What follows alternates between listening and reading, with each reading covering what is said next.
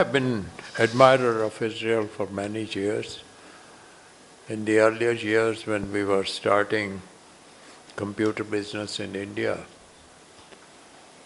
for 3 or 4 years, consecutive years, I visited them, spent some time at universities at Tel Aviv and Haifa, and every visit was a learning experience. You learned that the resources need not be a constraint in your work, developing something, and we had some experience in data consultancy, working with some of the developers of software systems and packages in Israel. The main thing is that Israel is a small country. It has a limited population, but somehow or other every Israeli is a bright person and a thinking person, whether he does job as a laborer. Of course there is nobody, they always automate everything so that no laborer is required. And also I've been admirer in many ways. We saw Intel chief executive talking about it. But after 486, which caused the revolution in a personal computer, all the chips following that have been developed in Israel, not out in the West Coast. Good thing is that we are learning, and we found that we were not producing enough microelectronic engineers, we were not producing enough as compared to Israel. You have 4 million and you have 1.2 billion. So we did some years back with the IIT Bombay and re-engineered it. We started bringing some of the colleges around the country. We have not completed our mission. And in 6-7 years back, we were producing 200 MTechs in microelectronics. Last year, this country produced 1,200. The net result is that Intel is designing a 6-core chip in Bangalore. So there is something that is, and we are also, the report that I had made was that we should aim for about 4,000 MTech. That was about, and once we have, we'll be very close to Israel in innovation and also work together with them all over the world. So there is a lot of complementary between India and Israel. Israel has bright people. I think every Indian is born bright. If he is lost out, it is because of the circumstances and the environment, not because he doesn't have a good brain. So I express, and I have great regard for Mr. Kulkarni. I have known him for a very long time, and I think Sanjay was your classmate. My son was, and Kulkarni were classmates at IIT, so I've known him when he was still student and living in the dormitories. And then I've met him when he was more or less the #1 advisor to the Prime Minister of the country. So I think this effort that Mr. Kulkarni has started by bringing two countries together and working out on complementary system has a great future for us. The country which has no fresh water supply, all desert. Their productivity per acre of land is about 4 to 5 times that of India. And here you have more, you have adequate or oversupply of water, you have 9 months of sun, and you have a soil. So you can see if this country can produce the same, produce out of the land the same quantity as Israel is producing, then what can happen to this country? So I don't want to take much time on it. I'm an admirer of Israel, and I think that more of Indians should visit Israel. And I will ask Mr. Kulkarni use his good offices with politicians and make them visit Israel. Thank you.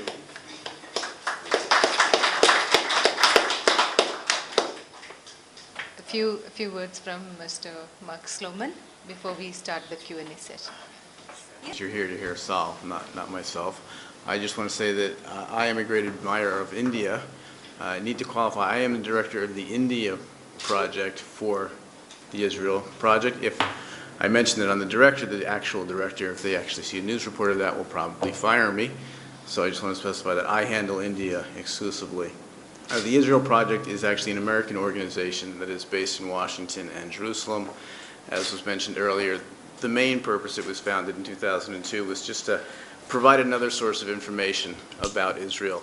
Last year, the board decided that since the world is moving east and India and China are becoming so pivotal, that it really is essential that we begin to work to strengthen the relationship between Israel and those countries. I had been coming back and forth to India for the last several years doing business and development, and Tip asked me if I would be interested in running the Indian project, and I said, of course, that would be an honor.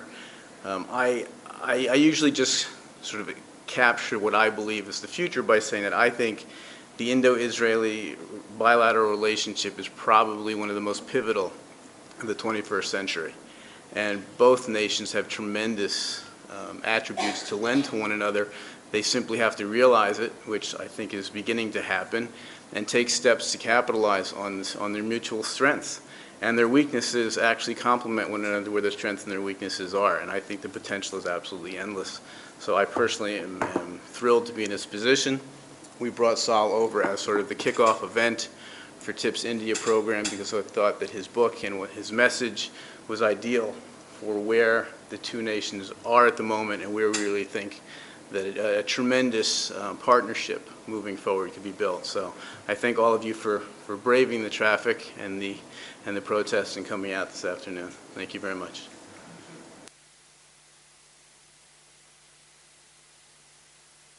I was surprised to see. My name is Pushpa Vijula, and I'm a freelance journalist. I was surprised to see IBM in Israel. I thought IBM had categorized all the Jews and given them to the Nazis. So keeping that in mind, that would equate IBM to East India Company for Indians. So how come you have allowed that, number one? And I wanted a clarification on the languages of Israel.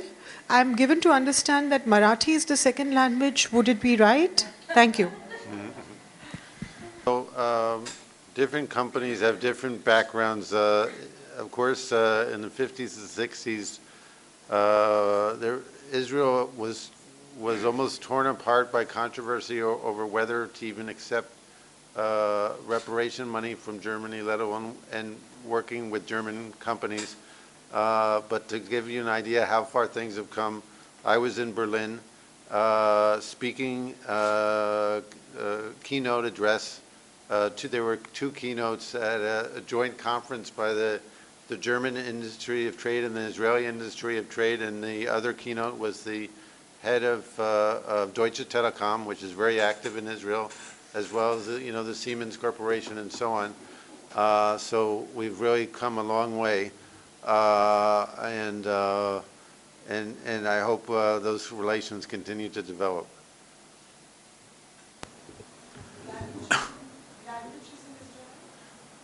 So I didn't understand that part of the question. No, what she's saying, that you have multi-languages, and Marathi, which is the language of Maharashtra, is also one of the languages that you have. Yes.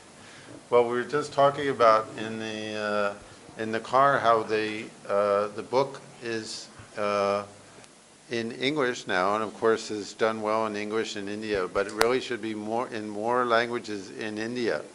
And that's an interesting prospect, and when I go back, work on that, is to maybe get the book translated into other Indian languages.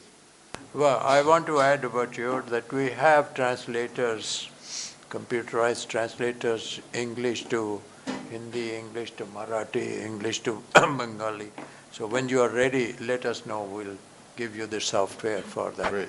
Now, talking about the IBM, I didn't know it, but there's no such thing that you have fixed idea, either business or in education. You change with the time, and you go wherever the best is available. That is what IBM has done, that they find the best is available in Israel, so they have gone and put some research there.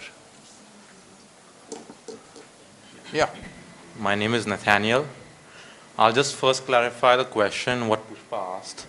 She asked if Marathi was the second language in Israel. What she probably heard was that Marathi was the second language of the Jews from India in Israel.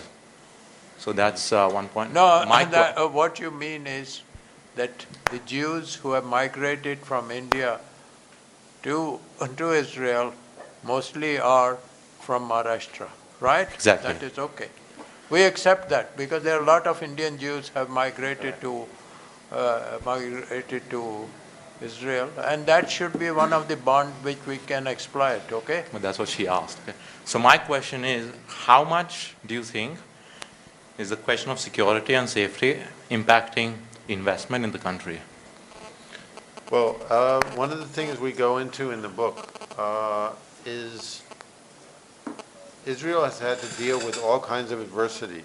And that's, of course, a key part of the story. And actually, in a way, the story is one of turning adversity into a source of creative energy and into turning disadvantages into advantages. And one of course, the biggest, of course, is security, is the conflict, is being under attack, being boycotts, and security. So one of the fundamental things Israel had to do along the way was to prove that it wasn't a security risk.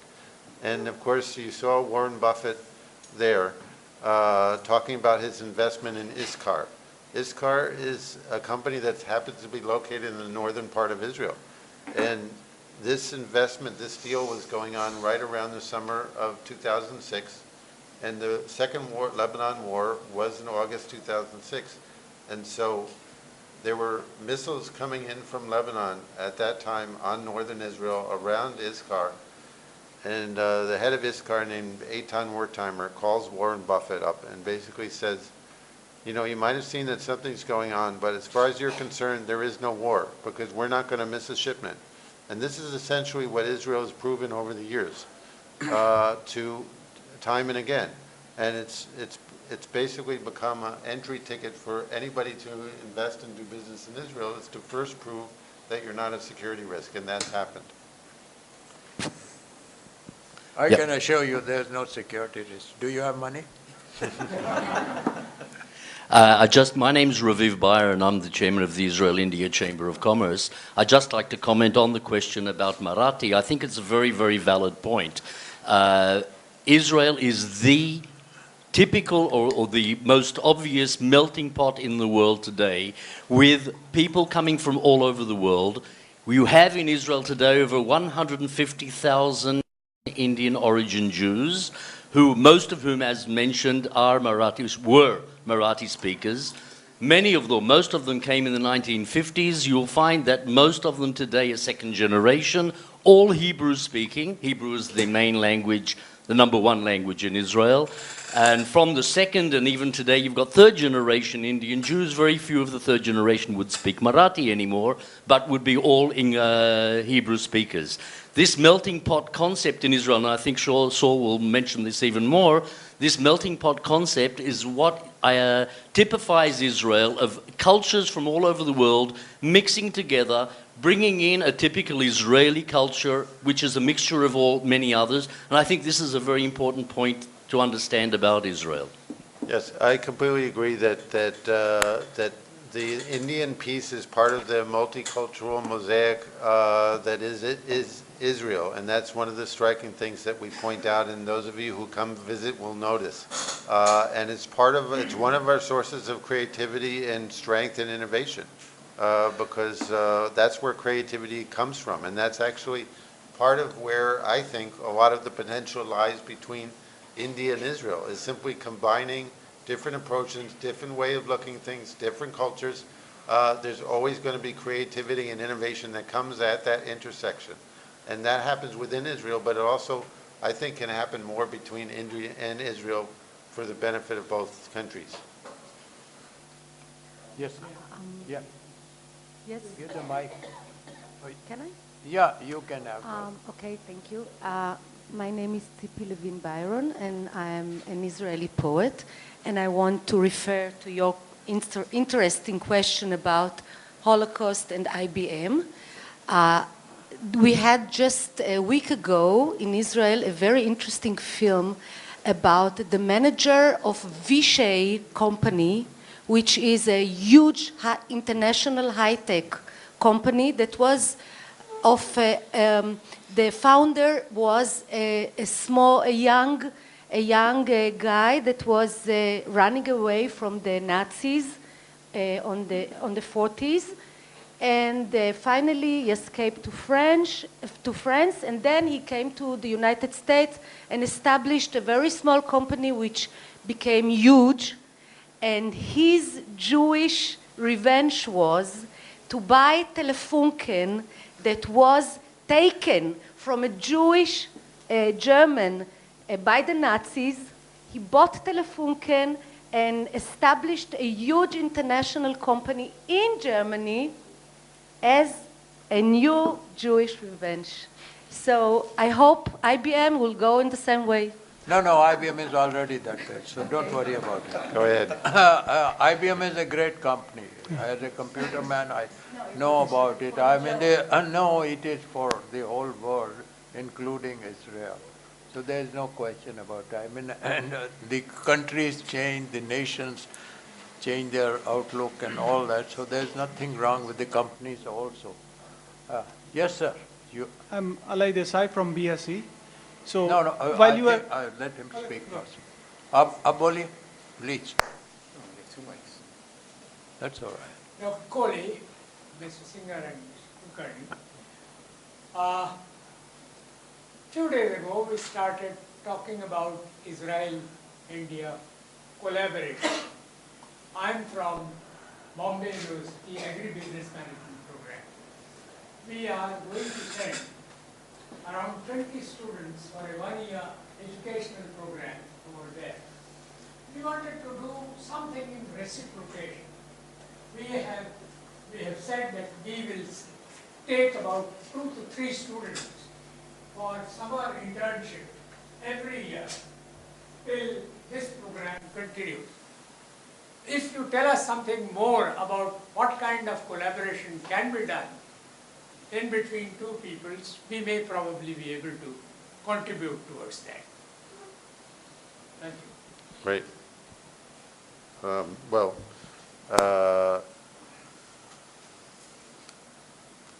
Have you had trouble getting those 2 or 3 students? Is that the issue? No, we have proposed that they come. Okay. No, you will get them. The question is, if your student go there, they should learn something, okay? If their student come here, you should have the environment and set up that they learn something more than what they know, okay? So it is a question of how do you set up this. Question of give and take. It's not give and take. They will send you students if they know that you, whatever they are going to do, you add to their knowledge, you add to their skills, and add to their managerial and other things about it, research and all that. So they will come. There is no question about it. No, I have a question for you because you have got this agriculture. We have 95 agricultural colleges in India. We have 15 agricultural engineering college. Not a single agricultural graduate goes to the farming. Why? I have the agriculture graduates doing a software work. I have agriculture working in the banks and all that.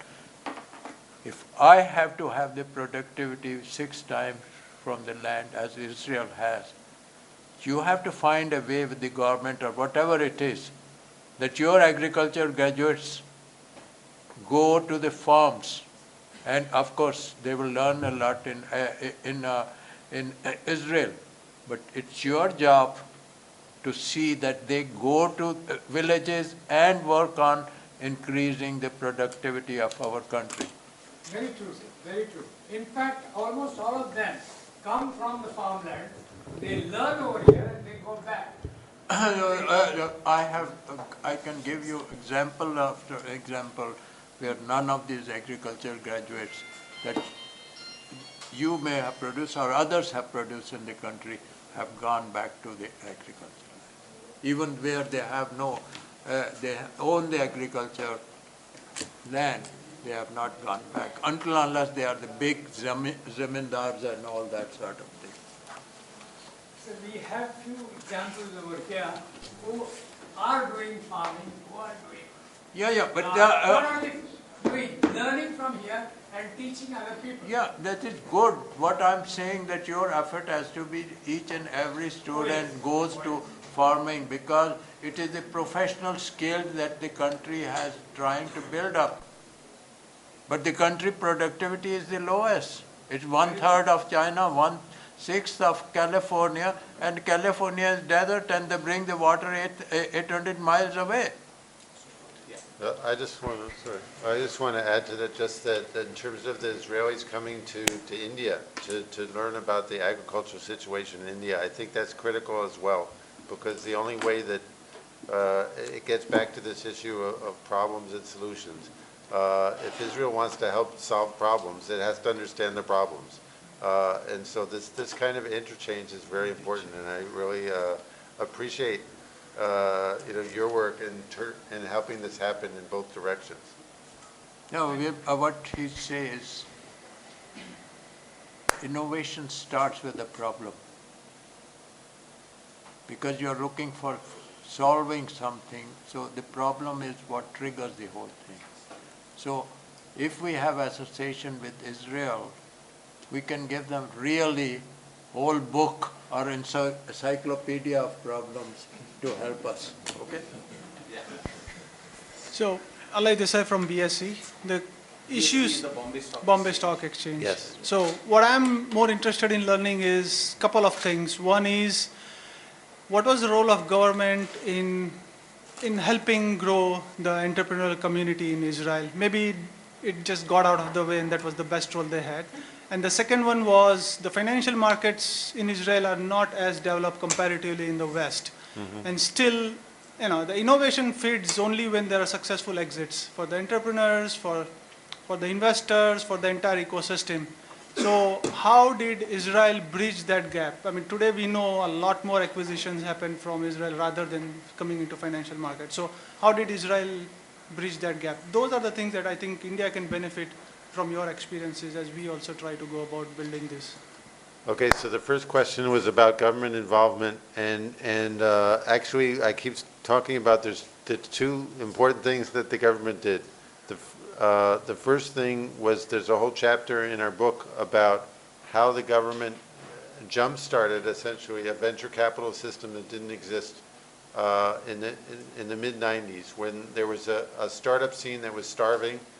It was ready to go, but it really didn't have access to venture capital, and the government came up with this three-way partnership that ended up catalyzing it and worked beautifully, and then the private sector funds actually bought out the government part, and the government was out of it, and now it's private sector, and that was great. The second thing was exactly as you say, getting out of the way, is more, the way I put it is that the political system in Israel basically understood, eventually, it took some time, but now understands as a whole, no matter what party you're in, that you have to be nice to high tech. It's accepted. And nice often means essentially not doing harm, is not, adding more taxes or not adding more regulations or so on.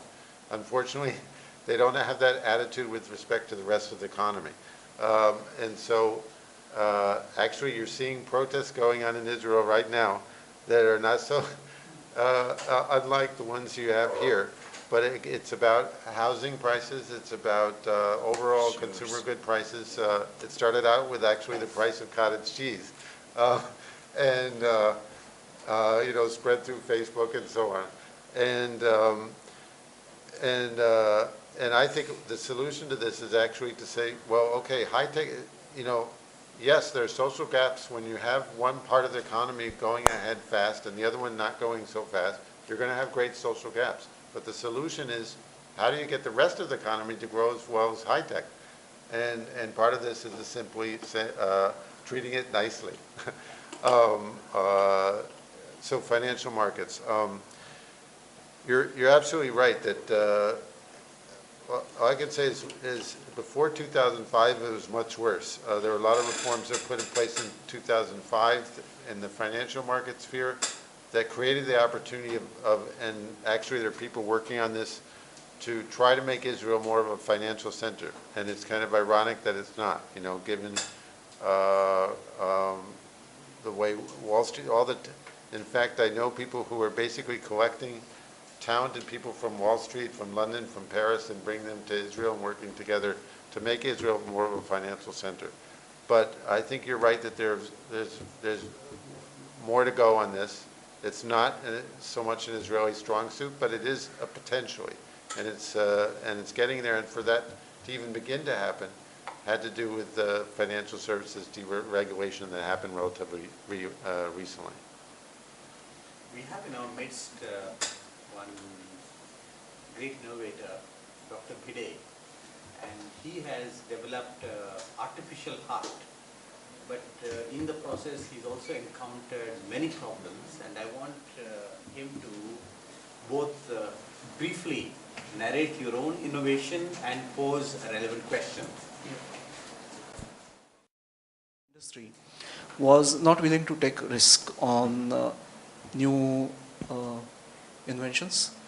And to my surprise, the British government, British University came forward and with a small application, British government funded our research. Now it is going for VC funding and we are starting trials. Of course, that particular device is for British population. Now I'm developing another device for Indian population, and I still find the mindset has not changed. How is it in Israel? The government and universities, are they willing to take risk with the new inventions? Yes. Well, one important part of the picture that we also talk about in the book is the significance, A, of great universities, and B, of a tech transfer system. In other words, that universities develop each one a tech transfer office that's dedicated to this interface between academia and business, which is not always a very pleasant encounter. And it's a difficult task for both sides to have business understand what there is in academia and also convince academia that commercialization is a good thing. And Israel actually has become quite good at this. And so it's actually any university here that wants to, understand how to do tech transfer, it's definitely worth coming to Israel and doing a tour and talking to the tech transfer offices of the Hebrew University, of the Weizmann Institute, of Tel Aviv University, of the Technion. And it's a long learning process. There's no big secret. It's just a lot of work.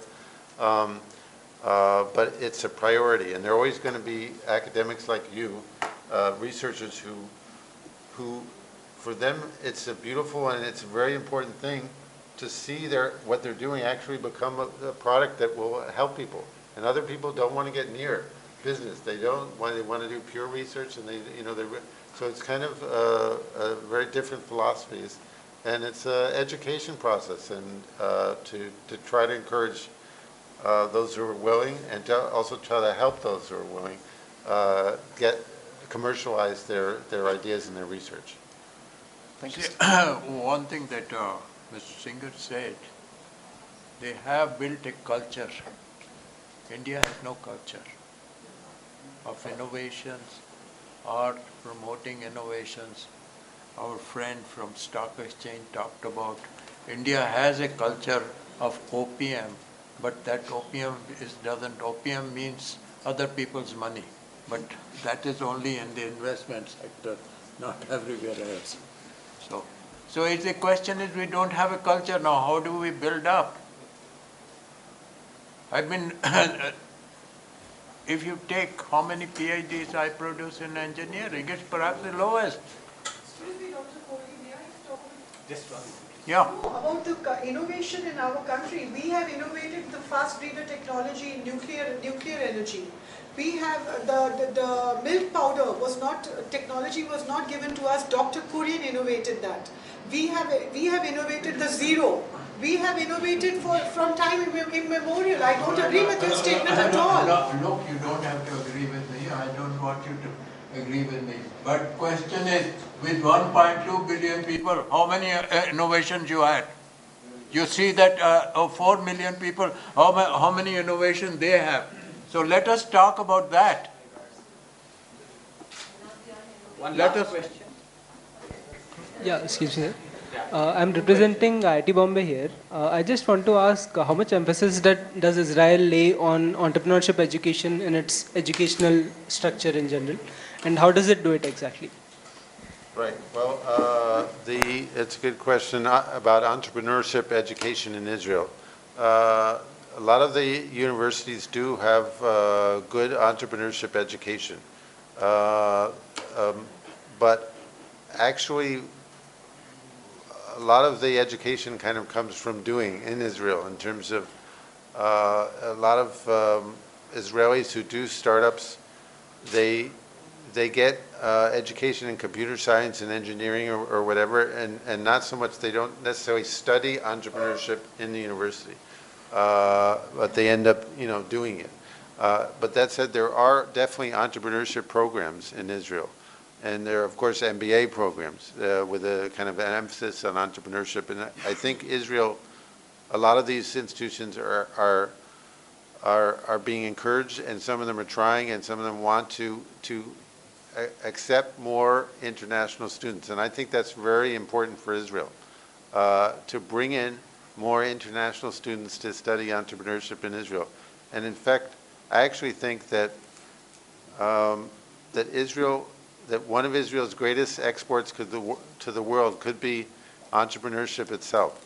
Is kind of not only teaching it, but doing it together, because ultimately doing it together is the best form of teaching it. Last question. Hello.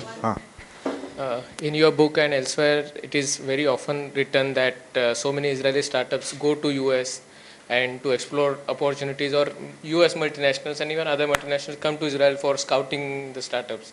One of the obvious reason behind that is a large Jewish diaspora in US, and there is a business friendly environment, transparency and ease of doing business. All these factors are there. When you think that Israeli startups should also explore possible opportunities towards East, maybe India, China, elsewhere in the world,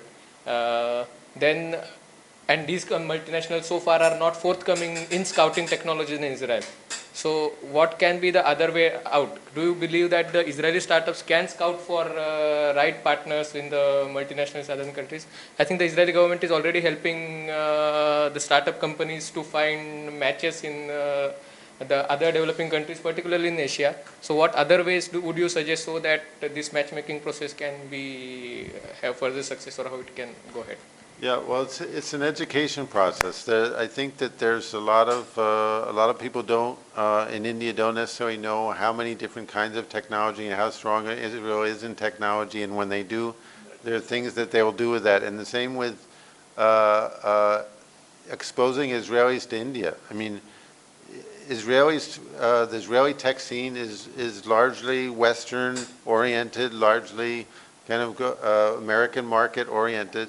And that has to change. There's obviously there's also a lot of companies like Netafim and so on that have for many years been working in India and China and elsewhere.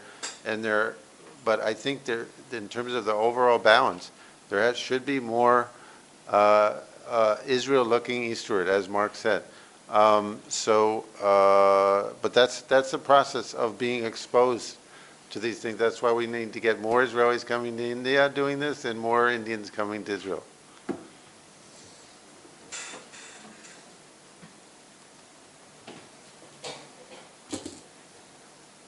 Mr. Saul Singer, FC Kohli, Mr. Mark Sloman, friends. I'm here to both propose a word of thanks and deeply appreciate the fact that the Israel project has made today's event happen. When my friend and colleague Anay brought this book to ORF many months ago, I read it and I said, how can we get the authors of this book to come and talk at ORF?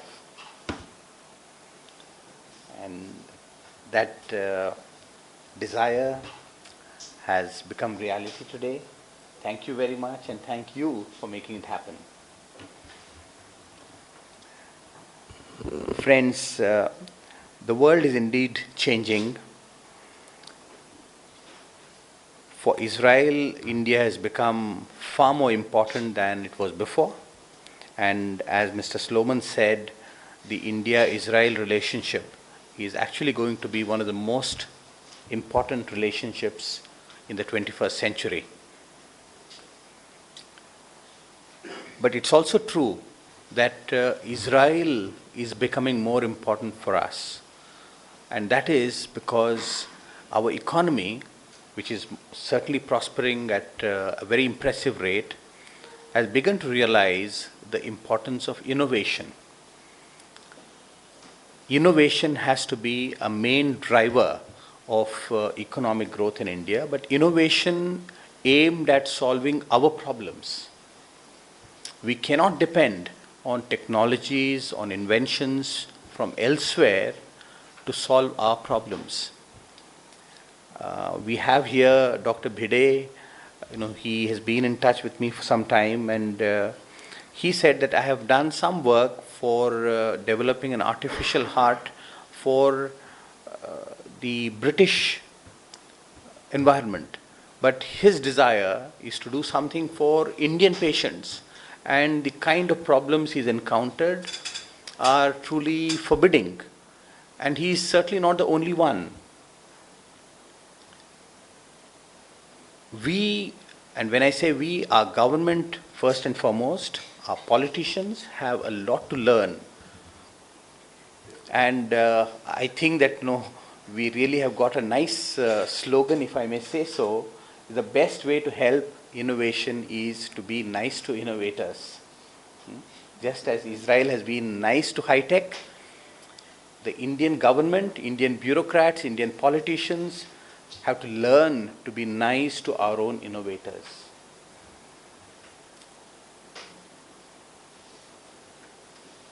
We at the Observer Research Foundation have started this initiative called the India-Israel Innovation Initiative, the Four Eyes Initiative, the name given by Sri Gopal Krishnan, one of the executive directors of the Tata Group, who delivered a talk here. We certainly haven't done much by way of advancing this idea forward, but with each such event that we are doing with our friends from Israel, we learn more, and our determination to do something concrete has been increasing. I would like to say just one thing today, that I'm very happy to know that as many as 20 students from Mumbai University are going to Israel. We would be very happy at ORF to host students and scholars from Israel. So if the Israel project or any other entity in Israel can make this happen, we would be very pleased at the Observer Research Foundation to host them. I agree with you entirely that your innovators need to know more about India. You have solutions in search of problems, but you need to know the problems. And the problems, as Kohli Saab said, we have an encyclopedia of problems here. So your innovators, your entrepreneurs, your scholars should know India, turn the attention away from the West to some extent. And I'm sure that if we work together, we can benefit each other. And with these words, and once again with deep appreciation for the fact that we have you with us, I want to conclude today's event. Thank you very much.